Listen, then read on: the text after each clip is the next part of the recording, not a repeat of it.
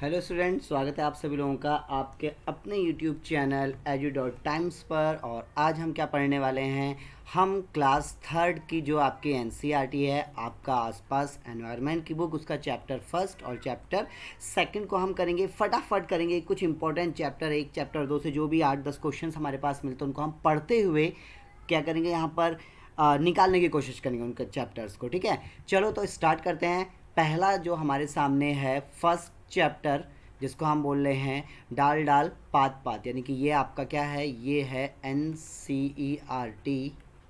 ठीक, NCERT class third. ठीक है, और ये आपका है चैप्टर फर्स्ट।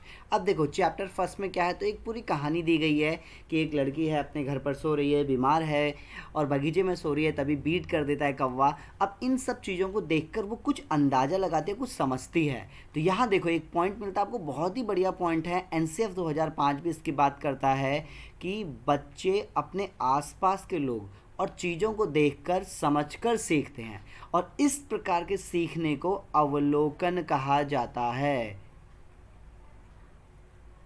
क्या कहा जाता है? ऑब्जर्वेशन कहा जाता है इस प्रकार के सीखने को, कि हम अपने आसपास की चीज़ों से सीख सकें। तो पहला पॉइंट ऑब्जर्वेशन क्या है, तो जब बच्चे अपने आसपास की चीज़ों को देखकर और उनसे समझते हुए सीखते हैं तो वो ऑब्जर्वेशन स्किल होती है। सेकंड पॉइंट, अब आगे देखते हैं कि पूनम के बारे में जो कहानी है वो सारी कहानी है, ज़मीन से पत्ता उठाया, बीट को पोंछ दिया, गाल सोचा पानी में धोआते हैं। आगे कंटिन्यू करते हैं तो देखो यहाँ पर अगला इम्पोर्टेंट पॉइंट कि जो किताब है, यहाँ पर जानवर शब्द का इस्तेमाल किसने किया है। यानी कि आप जब पढ़ाते हैं प्राथमिक स्तर पर, आप क्या पढ़ाते हैं, प्राइमरी लेवल पर, और आप जब क्लास फर्स्ट से फिफ्थ तक के बच्चों को पढ़ाते तो प्राथमिक स्तर पर जानवर शब्द का इस्तेमाल सभी प्रकार के जानवरों के लिए किया गया है। सभी तरीके के जानवरों को, चाहे वो कीड़े हों, पक्षी हो, स्तनधारी हो, सबके लिए जानवर शब्द का इस्तेमाल किया गया है। ये चीज़ ध्यान रख लेना कि बच्चा सबको क्या बोल रहा है, जानवर शब्द से समझता है।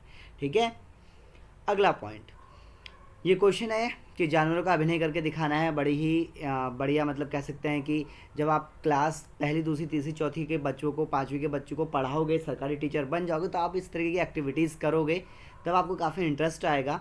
फिलहाल आप आगे उस पेपर को क्लियर करने के लिए पढ़ रहे हैं जो सीटेट है आपका। जानवरों के रंग रूप, उनकी चाल, उनकी आवाज़ आदि को देखना और उनकी नकल करना बच्चों को बहुत अच्छा लगता है, और इससे वो क्या सीखते हैं, तो ध्यान से समझना है इस पॉइंट को। क्वेश्चन पूछा गया है सीटेट में।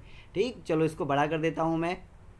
ये देखिए, तो क्वेश्चन पूछा गया है यहाँ पर, क्वेश्चन पूछा गया है कि रंग रूप चाल आदि को देखना, नकल करना।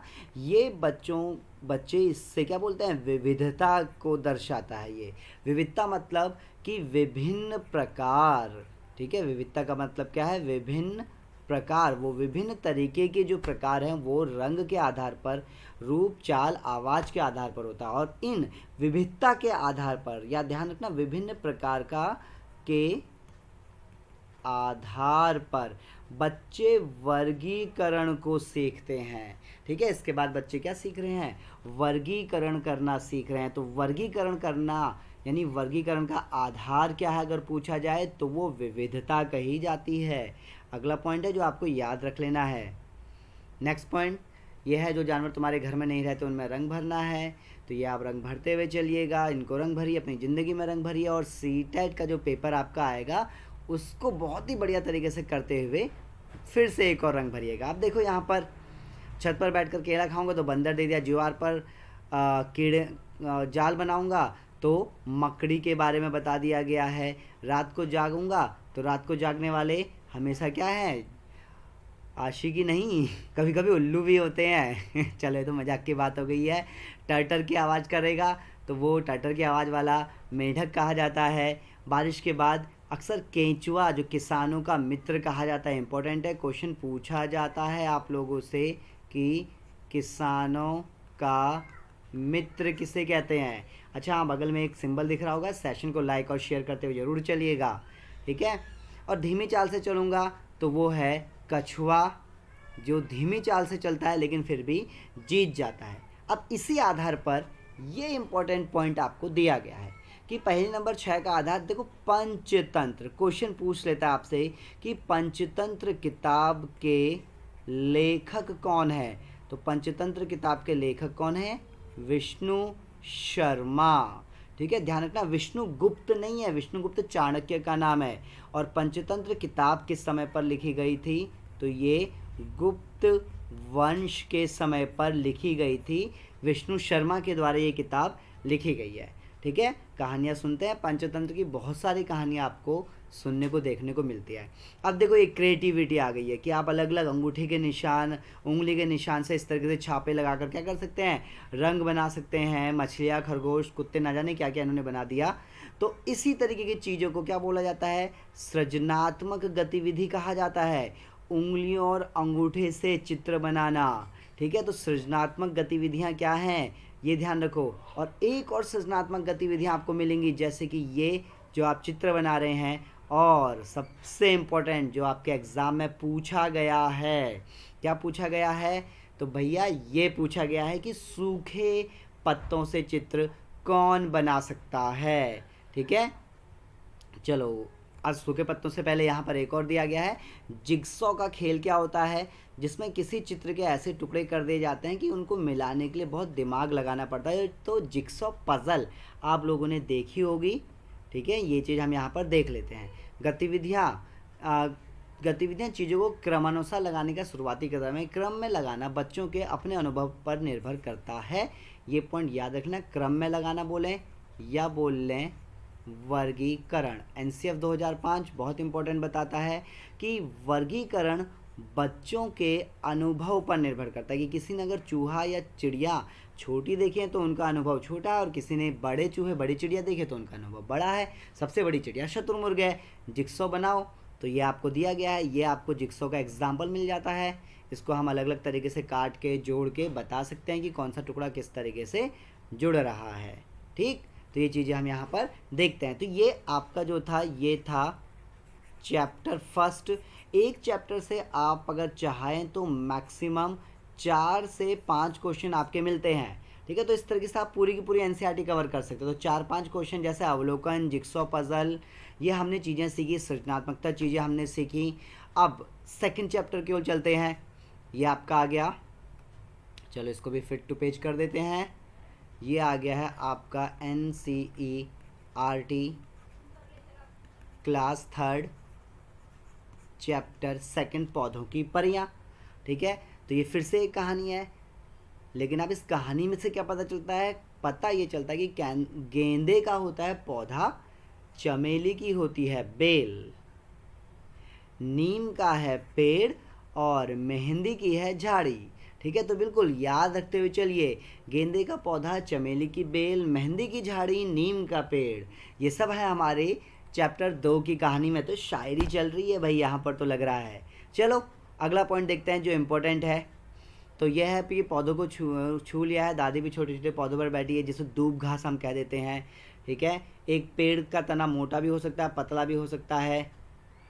और अगला पॉइंट हम देखते हैं कि कोई पेड़ जिसके तने दिखाए गए जितना मोटा होता है। अच्छा ठीक है, चलो ये एक नॉर्मल कहानी से चीज़ें बताई गई हैं, लेकिन आपको फिर से इम्पोर्टेंट चीज़ें यहाँ पर देखना है कि क्या है, खेल कूद और पेड़ पौधों में पाए जाने वाली विविधता। विविधता इससे पहले फिर से आया था, यहाँ पर फिर से है कि विविधता को बच्चे क्या करेंगे, महसूस करके वर्गीकरण कर सकते हैं। तो फिर से वही पॉइंट कि विविधता का आधार वर्गीकरण, वर्गीकरण का आधार विविधता हमें मिलती है। ठीक है, थोड़ा जल्दी हो रहा है क्योंकि रिकॉर्डेड सेशन है, तो आप बार बार क्या कर सकते हैं, रोक के पॉज करके देख सकते हैं। आप देखो विविधता, पत्तियां हैं अलग अलग प्रकार की, कोई पत्ती बड़ी, कोई पत्ती छोटी, कोई हरी, कोई पीली। तो इस तरीके से आप अपने अनुसार पत्तियों को वर्गीकृत कर सकते हैं। अगला, पत्ते नाम की एक कविता। हरे हरे और गीले ढीले, लाल बैगनी कुछ पीले, तरह तरह के होते पत्ते, बड़ी तरह के होते पत्ते। ये कविता किसकी है? तो नाम याद रखना, विजेंद्र पाल सिसोदिया। अगर एनसीईआरटी की किताब में दिया गया है तो हो सकता है आपसे पूछ ले कि पत्ते नामक कविता के रचनाकार कौन है। फिर हम ये बोलेंगे कि सर क्या क्वेश्चन पूछ लिया, लेकिन दिया गया है ना। और हमेशा ये कविताएं हर चैप्टर में नहीं दी जाती, तो इसलिए जहाँ दी गई हैं याद रखो। कविता के चारों तरफ बने हुए पत्तों में रंग भरो। चलिए, ये तो छोटे बच्चों के लिए है। सूखे पत्तों से बने हुए चित्र, बहुत ही अच्छे और आकर्षक चित्र दिखाए गए हैं। और ये इम्पोर्टेंट, NCERT सीटेट आपको पूछता है कि विष्णु चिंचालकर कहाँ के रहने वाले हैं। इंदौर, मध्य प्रदेश के रहने वाले हैं। और ये सूखे पत्तों से बहुत बढ़िया चित्र बनाया करते थे। ठीक, तो ये इम्पोर्टेंट है, आपके पेपर फर्स्ट में ये पूछा गया है। याद रखते हुए चलिए फटाफट हम देख रहे हैं यहाँ पर कागज़ और मोम की पेंसिल से छापा लेना सीख सकते हैं। छापा लेने के कुछ तरीके हैं। तो ये आपको स्टेटमेंट के तौर पर एग्ज़ाम में क्वेश्चन पूछा जा सकता है कि छापा लेने के लिए क्या करना है। क्या है, कागज़ या मोम की पेंसिल का इस्तेमाल करेंगे। पत्ते को ज़मीन पर रखेंगे, जिस तरफ से नसें उभरी हैं उसे ऊपर की तरफ। फिर कागज़ को पत्ते पर रखेंगे, हल्के हाथ से कागज़ पर मोम या पेंसिल रगड़ेंगे, लेकिन पत्ते और कागज़ को नहीं हिलाना है। ठीक है, तो ये कुछ तरीके हैं, याद रखो। स्टेटमेंट तौर पर आपको पूछा जा सकता है। कौन सी चित्र फूल पत्तियों का डिज़ाइन बना हुआ है। चलो, ये तो आम बोलचाल का है। यहाँ से भी हमारे पास जो 2-3 क्वेश्चन मिले वो यहाँ पर हम देख रहे हैं और ये आपको मिल जाता है। ठीक, तो ये कुछ पॉइंट, कुछ चीज़ें आपको मैं बता रहा था। देखो, एक चीज़ और इम्पोर्टेंट है, बच्चों को किसी पेड़ से रिश्ता बनाना के लिए प्रेरित करना, उसे पानी देना, देखभाल करना, ये बारीकी से देखना, ये सिखाना है हमें बच्चों को, ताकि बच्चों का पर्यावरण के प्रति लगाव भी बढ़ सके और बच्चे पर्यावरण को क्या कर सकें, अच्छी तरीके से उसका संरक्षण कर सकें। ठीक है, पर्यावरण संरक्षण कर सके बच्चे, इसलिए ये इम्पोर्टेंट हमें मिल जाता है। अगला ये कॉमन सा है, पेड़ पौधों के बारे में बात करो, इन सब चीज़ों के बारे में बात करो। ठीक है, तो आज तो हम केवल हमारा चैप्टर पढ़ रहे थे। कल इन्हीं चैप्टर से रिलेटेड जो NCERT के अंदर कुछ क्वेश्चंस दिए गए हैं, कुछ आंसर्स दिए गए हैं, उन पर डिस्कशन करते हुए चलेंगे हम। तो सेशन अगर आपको अच्छा लगा तो सेशन को ज़रूर से लाइक शेयर करते हुए चलिए, चैनल को सब्सक्राइब करते हुए चलिए, क्योंकि आपका सब्सक्रिप्शन बहुत इंपॉर्टेंट है। आप कमेंट करके मुझे बताइएगा। ठीक है, क्या करिए, आप कमेंट करके बताइए कि सर नेक्स्ट टॉपिक क्या होना चाहिए। मुझे कमेंट किया गया था कि लास्ट EVS में आप सर चैप्टर वाइज पढ़ा दो NCERT की किताबें, तो इसलिए मैं इस चीज़ को देख रहा हूँ। अब देखते हैं कि आप लोग मुझे कमेंट करके क्या बताते हैं। तब तक के लिए घर पर रहिए, सुरक्षित रहिए, चैनल को सब्सक्राइब जरूर करिएगा। सेशन अच्छा लगे तो अपने दोस्तों को सेंड करिए, शेयर करिए। Thank you very much and have a nice day.